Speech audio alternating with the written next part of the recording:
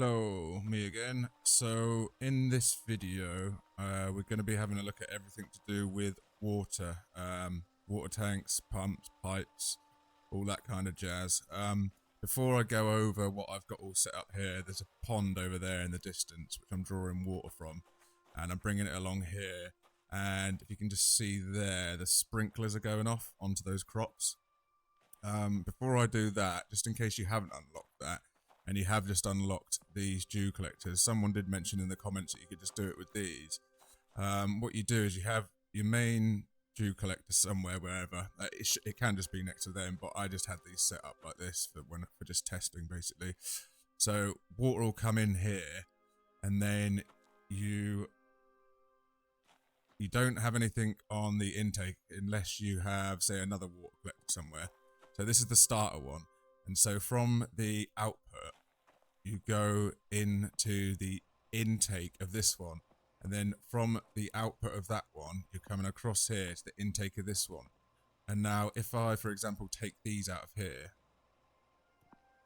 shortly, if you're on a flat, if you're not going uphill or anything like that, it should start drawing. See, we've got 8 in here now, so it's drawing water out and dumping it into this one. So you could, in theory, if you've unlocked the small tank or whatever, and you don't want to do the electrics and stuff like that, or you could just put a dew collector somewhere within your base and have a few outside or wherever if you're short of space, and just have a main one inside where you can just take water out of it, and then the rest will just flow into that one. So that's just a basic setup. What we're going to do now, though, is we're going to come and see what I've been messing around with over here. We'll start from the beginning where the water source is. So I'll just head over there. To pump it if you're going uphill, even slightly like this, I needed pumps. If you're going elevated, you do need pumps. I haven't tried it on completely flat land to see if it works, but it's supposed to work without it actually being pumped. Without being powered, should I say, if it's going downhill kind of thing. So this is the intake pump, which if I go to tech, that is this one here. You'll first unlock the rain collector, then you'll get your toolkit which you can make your pipes with, that sprinkler which I've used. This is the pressure pump, which actually pumps the water uphill and stuff like that. And then in here we've got a water tank, a splitter which I haven't used because I haven't needed it, a switch which you can just turn the water off and on, which I also haven't used because I don't need to use it at the moment. I just want a constant flow of it, watering my crops at the top of my base. And we've also got the this thing here, the intake pump. So the intake pump needs to be in a body of water. That's the first thing. So you're gonna have to either be near water or come over and repair these things yourself as they run out of durability. Like, I'm not sure how long it takes. Is it like 24 hours or whatever? So we got this. Coming into it, we have a power source, and out here is the water pipes. So water's being pumped up there. You can see it by that glowing line going up there, and you get similar to when you do see electricity. You can see electricity is flowing into there. So the electricity connects to the input. Obviously, you can, if you want multiples, you can have an output into another one, into another one, into another one. Then the water pipe itself, it can actually just go through the land. It couldn't actually go through that rock. It could go underneath it, but it couldn't go through it. So I came up here and I put down one of these, whatever they're called. Let me get rid of this bush. Pressure pump. And you'll need that because I think they reach about, I think it's 40 meters or 40, whatever the measurement is. It will say it when you're connecting them, the distance that you can go. That this is about the farthest you can go. So it's from there to there. Then you will need one of these to connect another pipe. And that obviously goes into the intake. And then the pipe, the output, we go all the way across here. and I'm putting it in to the intake of this tank. Then again, so this tank will be filling up with water.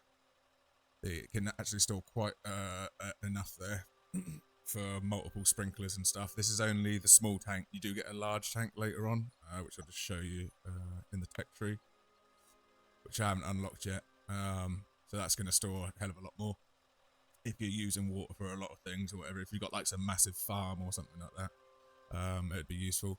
Then, so yeah, we've got the fluid output, which comes up to here. I put this on the ceiling, so it's on a level playing field with the sprinkler. So we're pumping up into there, and then that's also needs to have electric to it as well. And then the pipe just goes straight into the sprinkler.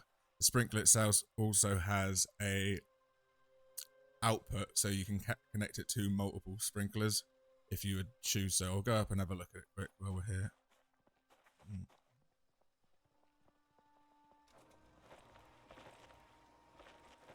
If I can get up. So that's sprinkling on there. Moisture. Got to have moisture. So it does have a output. I had this the wrong way around. This is the output one. So if you wanted another sprinkler here, for example, you could have one, and that would be flowing along. So like I said, this is also going to need to be powered. So how I did that was, once I was in sort of the middle between that pressure pump and that pressure pump, I put a generator, which has consumed, I've been using this for at least 15 minutes now, and it's only used 1 gasoline, so they are pretty useful, and they do pump out quite a lot, so you can use up to 240. And so what I did here is I put a splitter, which obviously splits the current. You can use it for 3 things, but for this I only needed it for 2. So one's going off that direction up to that pump.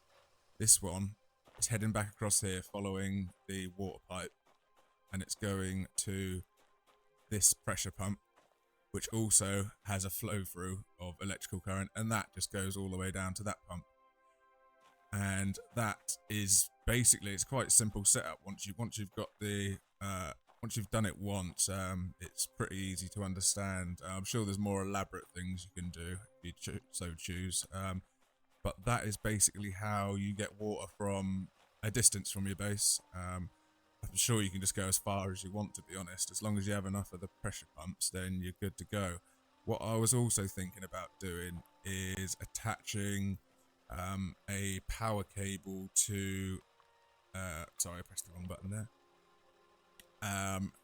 Having a switch, basically. So what I could do is I could put this wire from here that I've got connected to here, I could take it over here to my base, maybe put a switch there, and then the wire coming off of there back down to the splitter here. So then when I'm up at the base, I can actually turn the generator on and off from the base. That is an idea that I'm considering, and later on you can also unlock, by the looks of things, remote switches and stuff like that, so you can have a little device on you that when you press it, it will turn it off and on. I think that about covers it just for this basic introduction to how you use water within the front. I hope that helped out. Subscribe if you can, that'd be great. Really appreciate it if you can.